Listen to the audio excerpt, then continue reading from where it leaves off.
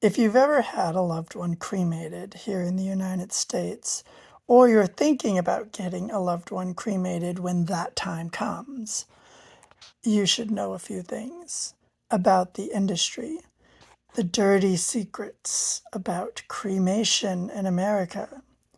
First of all, to all of you that have had a loved one cremated, contact your funeral home and the crematorium that the funeral home used if they contracted it out, and demand the rest of your loved one's ashes back. They may not be able to produce them, but when they don't produce them, you can sue them for fraud. Because most people don't realize that the industry standard for cremating is that they don't give you all of your loved one's ashes. You only get about 11% of your loved one's ashes. The rest is disposed of. And the part of the ashes that you're getting is just a small percentage of what's left of the bones that they grind up in a big grinder. And so most of your loved one was disposed of. And you thought you got all of your loved one's ashes. And you thought you were going to be able to make the final choice of what's going to happen with your loved one and where their final resting place is going to be. But most people don't realize that the final resting place of their loved one when they got their ashes isn't what they thought. Most of their loved one is probably in the landfill. When I was with Paco, he worked at a crematorium, which was also a funeral home, because some funeral homes have their own crematorium. And his job was mostly to paint the makeup on the corpses before the viewings. But part of his job also was to dispose of the extra ash from the crematorium process of cremating all those people.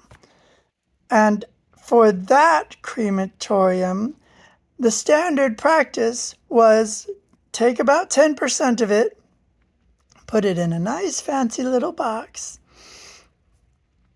and the rest of it got chunked in the dumpster behind the funeral home. And when the trash truck came, goodbye, Grandma, Grandpa, Uncle, whoever, off to the landfill you go.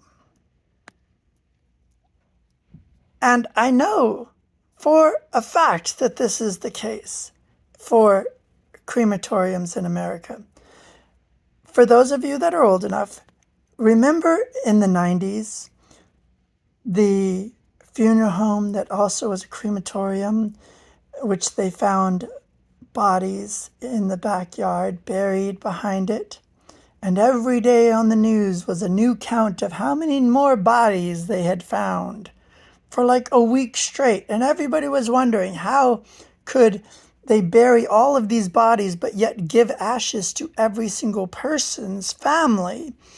And it was revealed in that investigation process, when the news was trying to figure this out for everyone, that it was standard practice to not give all the ashes and instead just give a percentage. And so that particular crematorium would just save the rest of the ashes and then give them to the next families because they figured no one was ever going to know. And then they took most of those bodies that they got and buried them in the backyard of the crematorium because they didn't want to have to pay the money to actually cremate them. So it gave them more profits. So, yes, for those of you that have had someone cremated, I'm sorry to be the bearer of bad news, but Grandma, Grandpa, Uncle, Aunt, whoever it is probably mostly at the city dump. And you need to be calling up your crematorium and your funeral home and be like, where the hell is the rest of my loved one, and let them know that the industry standard is that they only give a small little bit and the rest is disposed of. And when they can't pony up with it, the rest of your loved one, you should sue them. This way, this horrible practice in America will stop, because you're paying to get your loved one cremated. You deserve to have all of the ashes of your loved one. But unless you demand it, unless you insist that you get it before the crematorium process has even happened, you ain't getting it. Just food for thought. Keep that in mind next time life happens and you have to get someone cremated.